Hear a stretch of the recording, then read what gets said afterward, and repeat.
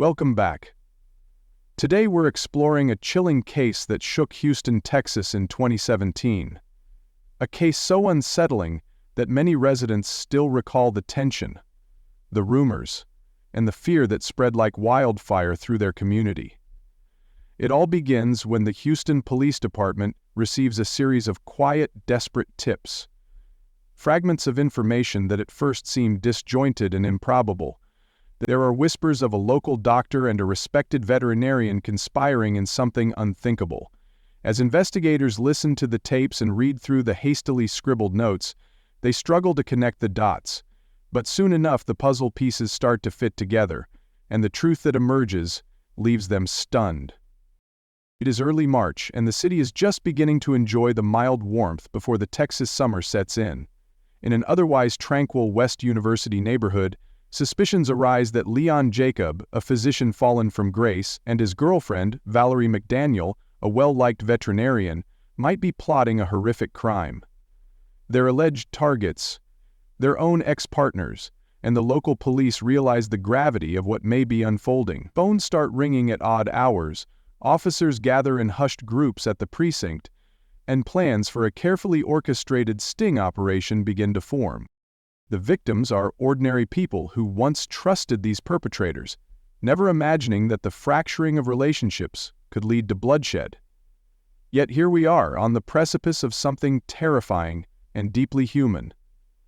Jealousy, desperation, and ego combining to form the perfect storm. In the coming hours and days, authorities must race against the clock to confirm their suspicions and prevent what could become a terrible double murder. As we delve deeper into this disturbing narrative, we will uncover the tangled web of personal histories, shattered dreams, and twisted loyalties that led Leon Jacob and Valerie McDaniel down this deadly path. We will learn who they really are, who they once loved, and what finally drove them over the edge. Prepare yourselves. This journey is not for the faint of heart. It is mid-March 2017 when we first encountered Leon Jacob, a physician in his early 40s, standing about 5 feet 10 inches tall, with a sturdy build that suggests a man accustomed to physical exertion, though lately that exertion seems to have been redirected into tense pacing and nervous gestures. He keeps his dark hair neatly trimmed and prefers well-tailored clothing, projecting confidence and success, or at least attempting to. He has eyes that dart around a room, never lingering too long. There's something about him that makes people uneasy, though it's difficult to pinpoint exactly why. Perhaps it is the intensity of his gaze, or the forced geniality that fails to mask something deeper. Leon's family background is complicated. He was raised in a household where expectations ran high and affection ran low. His parents, both accomplished professionals, demanded excellence in academics and demeanor. He once confided to an old friend that he felt he could never live up to their standards. Childhood photographs show a boy with a shy smile who gradually withdrew behind a mask of bravado as he grew older. He attended medical school, though not without struggles, and bounced through residency programs.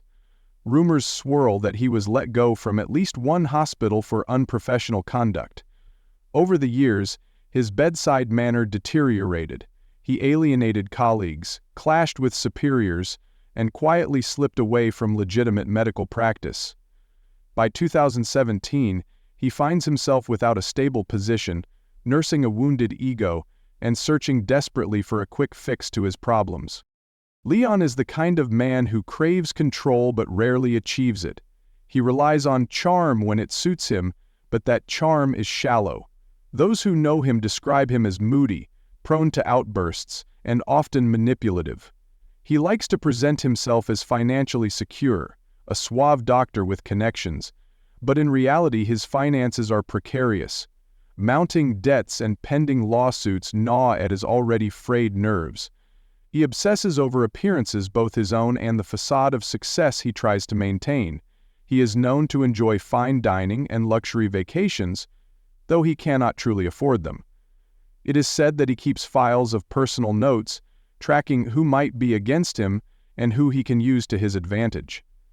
Early warning signs that something is amiss with Leon appear in his previous relationships. Ex-girlfriends speak quietly of emotional abuse, of manipulative tactics designed to isolate and dominate. One claims he once threatened her in a fit of rage, though no charges were filed. These stories float around in hushed whispers, but never quite see the light of day. Until now. Valerie McDaniel, in contrast, appears to those around her as the friendly, nurturing figure in the neighborhood. She is in her late 40s, petite, with warm brown eyes and shoulder-length hair that she often ties back while working in her veterinary clinic. Her clients love her gentle manner with frightened cats and anxious dogs. Valerie grew up in a middle-class family in Texas, developed a love for animals early on, and pursued a career in veterinary medicine with a singular focus. She was once married to a successful businessman, and together they seemed to have everything: a stable income, a nice home, a place in a community where neighbors greet one another by name. Yet beneath the warm smiles and professional accolades, Valerie's life was more complicated than anyone realized. In late 2016, Valerie separated from her husband. Friends say she grew restless, hungry for excitement, and felt overshadowed in her marriage. She wanted more life, more spark, something to lift her out of the routine. Financially, Valerie stands on reasonably solid ground compared to Leon, though she too has her share of anxieties. She's careful with her money, invests in her business, and values her reputation. Within her social circle, she's known as the kindly vet, who sponsors adoption fairs and volunteers at animal shelters. Few suspect that beneath that caring exterior lies a woman capable of extraordinary moral compromise. The two victims at the center of this unfolding horror are Valerie's ex-husband and Leon's ex-girlfriend. Let's call Valerie's ex-husband Mac, a well-regarded businessman in his early 50s, tall, lean, with silvering hair and a reputation for fairness. Mac is known to rise early, around 5:30 a.m., to jog through the quiet streets before the city fully awakens. He has a calm demeanor and values stability and harmony. He maintains good relationships with most who cross his path, and looks forward to retirement one day, fantasizing about spending more time fishing at a family lake house.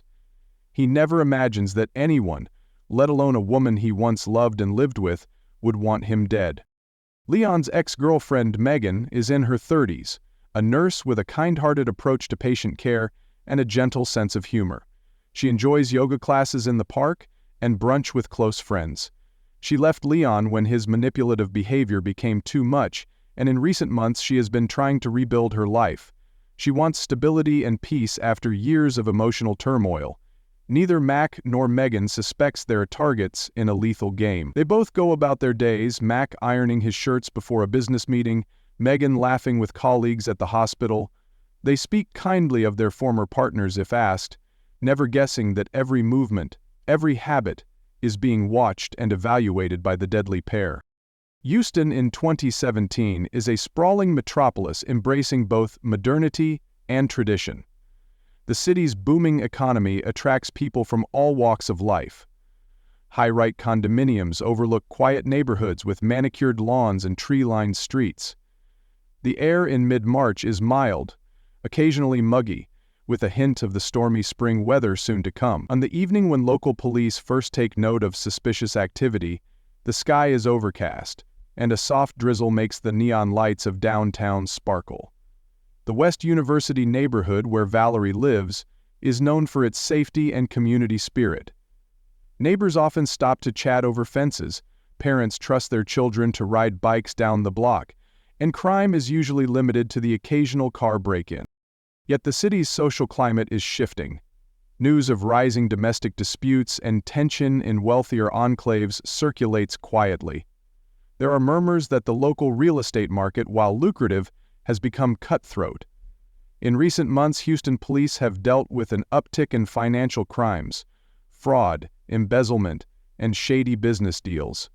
These are subtle indications that greed and desperation lurk beneath the polished surface. Landmarks like the upscale Galleria Mall or the MD Anderson Cancer Center loom as signs of economic prosperity and medical excellence, standing in ironic contrast to Leon's career failures and Valerie's crumbling personal life. Valerie's veterinary clinic sits in a cheerful strip mall near a coffee shop and a boutique gym. Parents chat outside, sipping lattes while their children play. Across town, Leon's old hospital, where he once tried to establish a name, is a staid building with gleaming floors and a reputation for high standards that Leon could not meet. Over time, these places will form a mental map for detectives and reporters. The clinic where Valerie was adored, the apartment where Leon hides after tense phone calls, the restaurants where the couple meet discreetly. Before the plot emerges, the community perceives itself as safe and well-ordered. It is a place where residents trust each other enough to leave doors unlocked. That will change dramatically when details of the murder-for-hire scheme become public. Leon and Valerie first cross paths in a social setting that seems innocuous enough, a charity fundraiser in late 2016 at a small art gallery in the Montrose area. The event is raising money for a local animal rescue, and both attend with different groups of friends. Valerie, who is there as a guest of honor for her volunteer work, is introduced to Leon by immediate fire. However, even while this might sound attractive, Leon and Valerie stop in the middle of the conversation and suddenly find themselves being hauled into the waist by someone. Valerie notes his confident manner, while Leon admires her sense of purpose. After the event, they exchange business cards. A week later, they meet for coffee, ostensibly to discuss animal charities.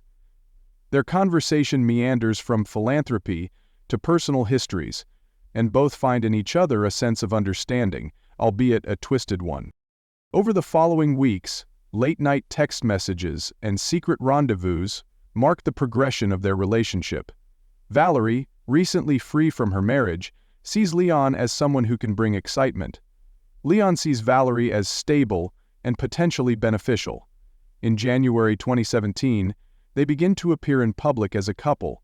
Friends comment on how quickly Valerie has moved on, but she brushes off their concerns. She finds Leon's attention intoxicating.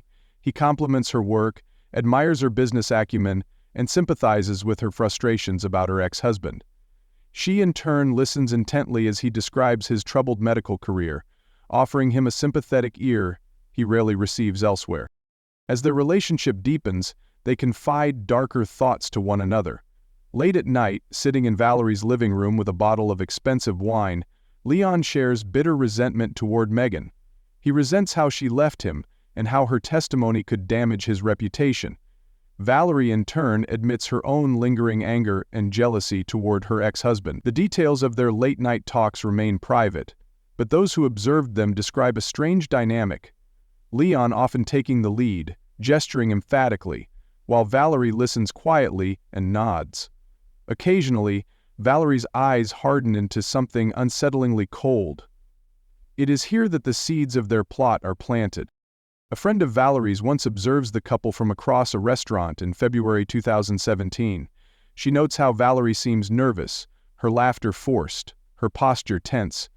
Leon, meanwhile, leans forward, whispering something that makes Valerie's face fall. The friend overhears fragments of, "Handle this. We must be careful. They won't stand in our way." She dismisses it as a lover's quarrel, but something about their tone sends a shiver down her spine. A neighbor of Leon sees them arguing in the parking lot behind his apartment. Valerie looks distraught, and Leon's voice is raised, though the neighbor can't catch the exact words. Later, when detectives interview this neighbor, he recalls a phrase Leon shouted, "You said you'd do it if I found a way." At the time, the neighbor assumes it's a financial scheme or some personal drama. He never imagines it has anything to do with murder. Attempts by Valerie's adult daughter and close friends to intervene in the relationship fail. They warn Valerie that Leon seems unstable, that she's rushing into something dangerous. She brushes them off, insisting they don't understand what she's going through. Meanwhile, Leon's few remaining acquaintances in the medical field express concern over his increasingly erratic behavior. They see him pacing hospital corridors, meeting strangers in the parking lot. They worry he's involved in some illegal scheme, but they have no proof and don't want to become entangled. Their relationship develops against a backdrop of mounting tensions. Leon's financial struggles intensify, as do Valerie's frustrations with her ex-husband regarding property settlements. Valerie grows more bitter, feeling that her ex took the best years of her life and now stands in the way of her happiness. Leon rages at the prospect that Megan might testify against him in an ongoing legal battle. Each partner fuels the other's resentments, until the idea of removing these obstacles permanently becomes something they dare to consider seriously. As February turns to March, the couple's hushed conversations become more concrete, more disturbing. They discuss hiring someone, an intermediary who might resolve their problems without getting them directly involved. Their logic is twisted. If these ex-partners are gone, they can move forward unhindered, free to build the life they claim they deserve. They feed on each other's fears and insecurities until the only rational choice is to what's best for their children, until they can feel that they are back on track. The crisis builds slowly, then, all at once. It begins with a series of trigger events that push Leon and Valerie closer to the edge. For Valerie, it's a dispute over a piece of property she once shared with Mac. A legal letter arrives at her clinic on the morning of March 8, 2017, as she sips her coffee and checks her voicemail. The letter outlines Mac's intentions to secure certain assets, leaving Valerie seething. She crumples the paper in her fist, her heart racing. For Leon, the catalyst is a phone call from Megan's attorney 2 days later. He learns that Megan is prepared to speak out about his past threats and violent temper. Feeling cornered, he calls Valerie repeatedly that afternoon. They meet after hours in her clinic's back office, surrounded by faint animal scents, and the parking lot stands empty after the windows. Within the cramped room, illuminated by a single desk lamp, the two huddle close and finalize a dreadful plan. They decide to hire a hitman, someone who can remove Mac and Megan from the picture entirely. Leon recalls a vague acquaintance who knows people. Valerie is hesitant at first, her voice cracking as she asks if they're really going to do this. But Leon insists it's the only way. He describes how it will solve both their problems at once. No more lawsuits, no more threats, no more interference. Valerie, her mind racing with anger and fear, nods numbly. She feels trapped, as if the decision has already been made. Over the next week, they struggle to find a suitable assassin. Several attempts end in awkward failures. One contact, suspicious and frightened, disappears after a meeting at a roadside diner. Another laughs at Leon, telling him he's watched too many movies. Eventually, through a convoluted chain of introductions, they connect with the man who claims he can handle the job discreetly. They meet him late one night, just before midnight on March 15, 2017, in a dimly lit parking garage near downtown. Outside, the weather is stormy, wind-driven rain rattling metal gates. In this secretive meeting, Valerie trembles slightly, pulling her hood tight around her face. Leon does most of the talking, specifying when they can be found alone. Valerie offers money, stacks of bills sealed in a manila envelope. Others around them sense changes in their behavior. Valerie's receptionist notices her boss staring blankly at a wall for minutes at a time, flinching when the phone rings. Leon's landlord notices that he started double-checking the locks on his door, peering suspiciously through the window blinds. Neither suspect that these behaviors stem from a murder plot. Perhaps it's stress, they think. Perhaps it's just life wearing them down. Before the final attempt, there are near-miss incidents. On March 18, Leon tries to follow Megan from her workplace, hoping to confirm her routine. She spots a familiar car in her rearview mirror and changes her route, escaping the tail. Mac, too, feels uneasy one night, sensing a presence outside his home. He checks the porch light, finds nothing, and goes back inside. Final report, as if by instinct, Mac finds the nearest girl, Leon. By now, Leon and Valerie have both made subtle threats in private. Valerie hisses on a phone call to her confidant, "I'm done playing nice," slamming the receiver down. Leon warns a former colleague not to cross him, his voice low and menacing. They both try to maintain a facade of normalcy but fail. In a desperate moment, Valerie confides in a close friend that she's in over her head, that something terrible might happen if no one steps in. The friend urges her to seek help, but Valerie refuses, too afraid and too entangled. Missed opportunities for intervention accumulate. A family member of Valerie's considers calling the police, but has no concrete evidence. A friend of Leon's thinks about warning Megan, but worries it's just paranoia. The pieces are all there, scattered across various people's experiences, but no one puts them together in time. On March 20, 2017, the final warning signs appear. Valerie spends the morning shredding documents. Leon buys a disposable cell phone and paces his apartment, muttering to himself. They have decided the hit must be carried out soon. The tension in the air is thick enough to taste. Outside, the sky is overcast, and the wind carries a hint of rain. It feels as if the world itself is holding its breath. The crime itself is slated to unfold on March 21, 2017. By this time, Houston's weather has turned mild but humid, with the sun hidden behind gray clouds. Around 6 p.m., Valerie sits in her car in a grocery store parking lot, waiting anxiously for confirmation that Mac and Megan have been taken care of. She taps her foot nervously on the floorboard, checking her phone every few seconds. Leon, a few miles away, waits in a small barren apartment he's temporarily using. He paces by the window, glancing outside at the empty alley. Unbeknownst to them, the hitman they've hired is actually working in conjunction with undercover police.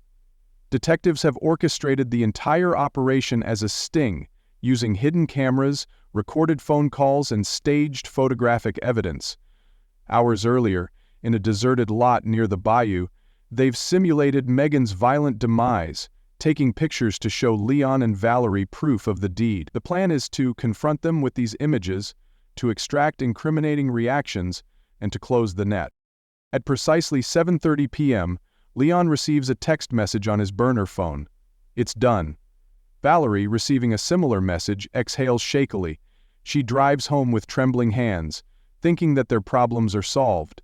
Meanwhile, police patrol cars quietly move into position, and unmarked vehicles cruise the neighborhood. The evening air is thick with tension. Inside Leon's hideaway, he flips through the photos sent by the hitman, studying Megan's supposed lifeless form. He swallows hard, his stomach churning. This is what he wanted, he reminds himself. This is necessary. Witnesses later describe seeing a flurry of law enforcement vehicles converging on a quiet street shortly before 9 p.m. An eyewitness who happens to be walking a dog hears a loud knock on Valerie's door and sees officers in bulletproof vests moving swiftly inside. The dog walker recalls the clicking of handcuffs and Valerie's shrill voice shouting, "What's going on?" Undercover officers simultaneously move in on Leon's apartment. He tries to maintain composure but fails. Detectives later report that he breaks into a cold sweat, stammering as they present him with the evidence. The crime scene, though it never truly becomes a crime scene of murder, consists of the chilling paraphernalia of a murder-for-hire plot. Burner phones, envelopes of cash, printed photographs, notes detailing victims' routines. The immediate suspects, Leon and Valerie, are identified within minutes. Police find numerous text messages and call logs linking them to the fake hitman. The evidence is overwhelming. The initial police response is swift and decisive. Within hours, local news stations pick up the story, broadcasting images of Valerie's tear-streaked face and Leon's sullen glare. The community reacts with disbelief. Many still cannot fathom how these familiar faces, a kindly veterinarian and a once respected doctor, could be involved in such a heinous scheme. The investigation that follows is meticulous. Houston police detectives apply standard procedure, but find themselves dealing with a highly unusual case. They begin by collecting all digital communications, text messages, social media posts, and call records. A forensic team combs through Valerie's home, her clinic's back office, and Leon's apartment. They recover burner phones, scraps of paper with scheduled routines of Mac and Megan, and financial records showing withdrawals of large sums of cash. One detective recalls the musty smell of Leon's apartment, the stale odor of old takeout food, and fear. Another remembers Valerie's office, with its lingering scent of disinfectant and animal fur, as they examine her desk drawers and computer files. Witness interviews follow. Valerie's receptionist tearfully describes how her boss changed over the past months, becoming distant and irritable. A neighbor recalls seeing Leon lurking outside Megan's workplace. Megan herself is taken into protective custody and interviewed. She describes her tumultuous relationship with Leon, confirming that he was controlling and resentful after their breakup. Mac, stunned and visibly shaken, speaks softly to investigators, struggling to comprehend that his former wife wanted him dead. Forensic findings strengthen the case against Leon and Valerie. The police find DNA evidence on the burner phones, fingerprints on envelopes stuffed with cash, and handwriting matches on scrawled notes detailing victims' daily routines. Digital forensics reveal incriminating text exchanges, Leon messaging Valerie about getting rid of that problem, Valerie responding with nervous affirmations. The timeline is carefully constructed. Detectives plot every move, from the first clandestine meeting with the undercover operative to the final text message confirming that the job was done. This visual timeline, projected on a whiteboard in the station's conference room, shows a chilling progression from idle resentment to an active murder plot. As the interrogation unfolds, Leon tries to downplay his involvement. He claims he was coerced, that Valerie pushed him into it. Valerie, too, tries to minimize her role, insisting she never truly wanted anyone harmed. But the recordings, the photographs, and the carefully collected statements contradict their claims. Search warrants executed on both residences yield damning evidence. Valerie's personal journal with cryptic entries about removing obstacles, Leon's encrypted email exchanges discussing final arrangements. The detectives consult experts, a criminal psychologist to profile the pair's personality types, a financial analyst to track the money trail. As breaking developments emerge, the press swarms the police station, demanding answers. A police press conference, held under a bright morning sun on March 23, 2017, announces the arrest of Leon Jacob and Valerie McDaniel. The reporters gasp as the lieutenant details the alleged murder-for-hire plot. That evening, local channels show aerial footage of Valerie's clinic, the police tape fluttering in the breeze, neighbors standing outside their homes with arms crossed, faces etched with shock. Arrests follow swiftly. On March 24, 2017, Leon and Valerie are officially charged with solicitation of capital murder. Cameras flash as they are led into a holding cell. Valerie's eyes are red and puffy. Leon stares straight ahead. In the days that follow, their lawyers scramble to mount a defense. The prosecution files formal charges that paint a damning picture, leaving no doubt that both intended to arrange the deaths of their respective ex-partners. Court appearances begin in April 2017. Leon and Valerie shuffle into the courtroom wearing county-issued jumpsuits. The media presence is overwhelming. Rows of reporters, sketch artists, and curious onlookers fill the benches. Friends and family of the intended victims attend, their faces pale and drawn. Valerie's daughter sits with her head bowed, as if hoping this is all a terrible dream. Mac and Megan, under protection, watch from a safe vantage point. Prosecutors present the recorded evidence: phone calls, text messages, staged crime scene photos, and the undercover hitman's testimony.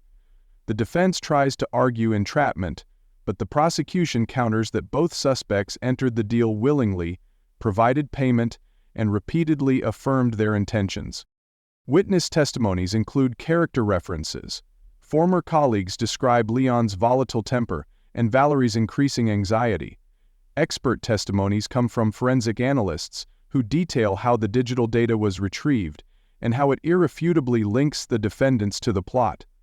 A psychologist for the prosecution explains how their personalities, Leon's narcissistic tendencies, and Valerie's vulnerability and resentment, fueled the conspiracy. The defense attempts to paint Valerie as manipulated and Leon as misunderstood, but their efforts fall flat.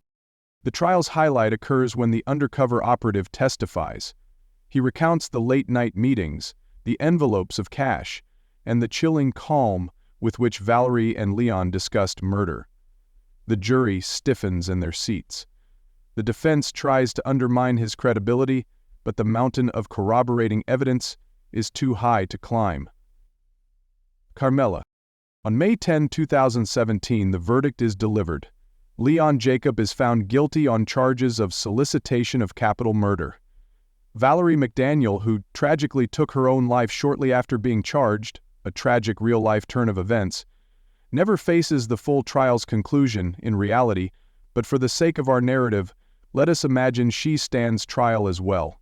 She too is found guilty, her earlier pleas and terrors failing to sway the jury. Follows swiftly.